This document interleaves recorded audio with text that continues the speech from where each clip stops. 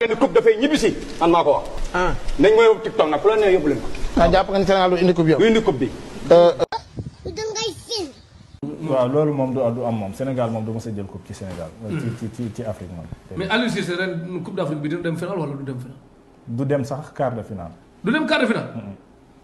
ah bon. loolu mën maa ko wax. xanaa joueurs yi dañu corona wala lu xew. du dem sax quart de finale mën naa ko wax. du dem quart de finale mooy du génn poule bi. du dem quart de finale sax. maanaam dem ba final. loolu moom am na gàllankoor ba pare. dem na fi mënuñu dem final. déedéet fu ñu yem. déedéet man nañ am ñu dem ba demi final. waaw bu ñu amee chance. man nañ dem ba demi final. li nga wax nii nag engagement bi kenn comprendre danga naan duñ dem final. wala duñ dem déedéet c'est que donc final moom xalaatuñu ko. xalaatuñu ko. dañoo assuré loolu. waa jeex na. gis naa 3-2 pour l'Égypte waaw loolu laa gis bëgguma ko noonu.